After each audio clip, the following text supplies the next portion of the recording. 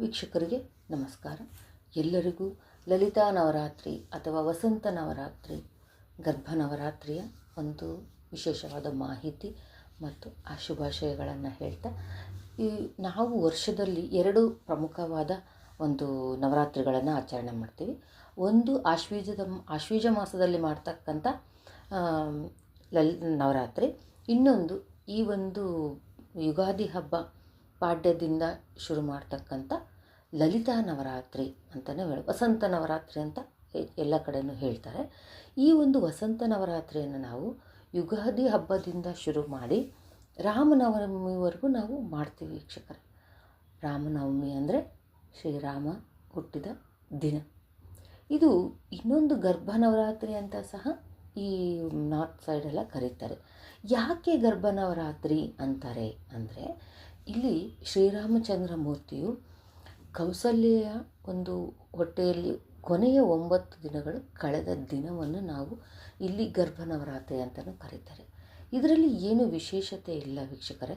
ಈ ಸೀಸನ್ನಲ್ಲಿ ವಸಂತ ನವರಾತ್ರಿ ಅಂತ ಯಾಕಂತಾರೆ, ಯುಗಾದಿ, ಈ ವಸಂತ, ಆಮೇಲೆ ಸ್ಪ್ರಿಂಗ್ ಸೀಸನ್ನು, ಚೈತ್ರ ಮಾಸ, ಇವನ್ನೆಲ್ಲ ಯಾಕೆ ಅಂತಾರೆ ಅಂದರೆ, ಈ ಒಂದು ಪ್ರಕೃತಿನೇ ಈ ಒಂದು ಮಾಸಕ್ಕೆ ಹೆಸರು ಅಂತಲೇ ಹೇಳ್ಬೋದು.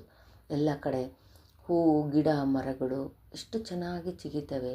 ಹಾಗೆ ನಿಧಾನಕ್ಕೆ ಸ್ವಲ್ಪ ಸ್ವಲ್ಪ ಮೋಡ ಮುಚ್ಕೊಂಡು ವಾತಾವರಣವೂ ತಂಪಿರುತ್ತೆ ಈ ಒಂದು ಯುಗಾದಿ ಮುಂದೆ. ಹಾಗಾಗಿ ಇಲ್ಲಿಂದನೇ ನಾವು ಈ ಒಂದು 19ನೇ ತಾರೀಕಿನಿಂದ ಶುರುವಾಗಿ ಲಲಿತಾ ನವರಾತ್ರಿ ಕೊನೆಯ ಒಂದು 27ನೇ ತಾರೀಕುವರೆಗೂ ಶ್ರೀರಾಮನವಮಿವರೆಗೂ ನಾವು ಈ ಒಂದು ನವರಾತ್ರಿ ಆಚರಣೆಯನ್ನು ಮಾಡ್ತೀವಿ ವೀಕ್ಷಕರೇ. ಇದರಲ್ಲಿ ವಿಶೇಷತೆ ಏನೂ ಇಲ್ಲ. ಮಾಮೂಲಿ ಈ ಗುಪ್ತ ನವರಾತ್ರಿಗಳನ್ನು ಹೇಗೆ ಮಾಡ್ತೀವಿ, ಈಗ ಆಶ್ವೀಜ ಮಾಸದಲ್ಲಿ ಮಾಡ್ತಕ್ಕಂಥ ನಾವು ನವರಾತ್ರಿಯನ್ನು ಹೇಗೆ ಮಾಡ್ತೀವೋ ಅದೇ ರೀತಿ ಇಲ್ಲಿ ಮಾಡ್ಕೊಂಡು ಹೋಗಬೇಕು. ವಿಶೇಷತೆ ಏನಪ್ಪ ಅಂದರೆ, ಈ ಲಲಿತಾ ನವರಾತ್ರಿಯಲ್ಲಿ ಖಡ್ಗಮಾಲವನ್ನು ಓದ್ತೀವಿ ವೀಕ್ಷಕರೇ. ವಿಶೇಷವಾಗಿ ಖಡ್ಗಮಾಲ, ದೇವಿ ಖಡ್ಗಮಾಲ.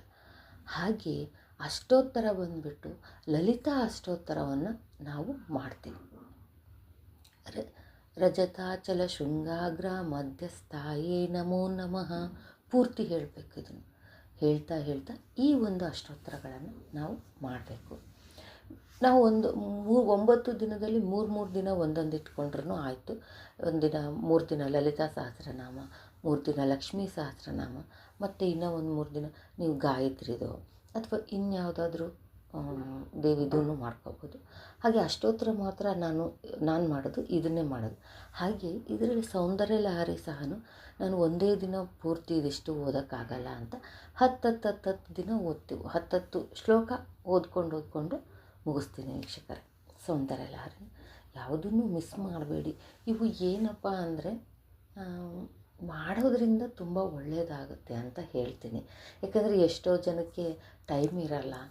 ಅಟ್ಲೀಸ್ಟ್ ಕೇಳ್ಕೊಬೋದಲ್ವ. ನೀವೆಲ್ಲೋ ಟ್ರಾವೆಲ್ ಮಾಡ್ತೀವಿ, ಆಫೀಸಿಗೆ ಹೋಗೋರು, ಏನೋ ಬಸ್ಸಲ್ಲಿ ಕೂತಿರ್ತೀವಿ, ವೆಹಿಕಲಲ್ಲಿ ಹೋಗ್ತಾ ಇರ್ತೀವಿ. ಅಟ್ಲೀಸ್ಟ್ ಮನೆಯಲ್ಲಾದ್ರೂ ಬೆಳಗ್ಗೆ ಎದ್ದಾಗಿಂದನೂ ಈ ಶ್ಲೋಕಗಳನ್ನು ಹಾಕ್ಕೊಂಡು ಈ ಲಲಿತಾ ನವರಾತ್ರಿಯನ್ನು ಮಾಡ್ಬೋದು ವೀಕ್ಷಕರೇ. ಹಾಗೆ ನೈವೇದ್ಯಕ್ಕೆ ಅಂತ ಏನಿಲ್ಲ, ನಾವು ಮಾಮೂಲಿ ಆಶ್ವೀಜ ಮಾಸದಲ್ಲಿ ಮಾಡ್ತಕ್ಕಂಥ ನಮ್ಮ ಚಾಮುಂಡೇಶ್ವರಿಯ ನವರಾತ್ರಿಯನ್ನು 9 ದಿನ ನಾವು ಹೇಗೆ ಮಾಡ್ತೀವೋ ಅದೇ ರೀತಿಯೇ ಅಮ್ಮನ ಅವತಾರಗಳನ್ನು ಅದೇ ಥರನೇ ಇರ್ತವೆ. ಹಂಗೇ ನಾವು ನೈವೇದ್ಯಗಳನ್ನ ಆದರೆ ಈರುಳ್ಳಿ ಬೆಳ್ಳುಳ್ಳಿಯನ್ನು ಯೂಸ್ ಮಾಡದೇ ಇರ್ತಕ್ಕಂಥ ಪದಾರ್ಥಗಳನ್ನು ಮಾಡಿ, ಅದು ಯಾವುದೂ ಆಗದೇ ಇದ್ರೆ ಈ ತಂಪು ಮಾಡ್ಕೊಳ್ಳೇಬೇಕು ದೇಹನ. ಒಂದು ಶರ್ಬತ್ ಥರ ಪಾನಕನಾದರೂ ಮಾಡಿಟ್ಟು ಅಮ್ಮಂಗೆ ನೈವೇದ್ಯ ಮಾಡಿ, ಆಗದೇ ಇರೋರು, ಆಗೋರು, ಮಕ್ಕಳಿಗೂ ರಜಾ ಬಿಡುತ್ತೆ ಅಲ್ವಾ. ಹಾಗಾಗಿ ಎಷ್ಟು ದಿನ ಆಗುತ್ತೋ ಅಷ್ಟು ದಿನ ಮಾಡಿ. 5 ಡೇಸ್ ಆದರೆ 5 ಡೇಸು, 3 ಡೇಸು ಮಾಡಿ ಈ ಥರ ಒಂದು ಕುಂಕುಮಾರ್ಚನೆ ಮಾಡ್ಕೊಳ್ಳಿ. ತುಂಬ ಒಳ್ಳೆಯದು ಅಂತ ಹೇಳ್ತೀನಿ. ಮತ್ತೊಮ್ಮೆ ಚೈತ್ರ ನವರಾತ್ರಿಯ ಒಂದು ಶುಭಾಶಯಗಳನ್ನು ಹೇಳ್ತಾ ಮುಂದಿನ ವಿಡಿಯೋದಲ್ಲಿ ಸಿಗೋಣ ವೀಕ್ಷಕರೇ. ಧನ್ಯವಾದಗಳು.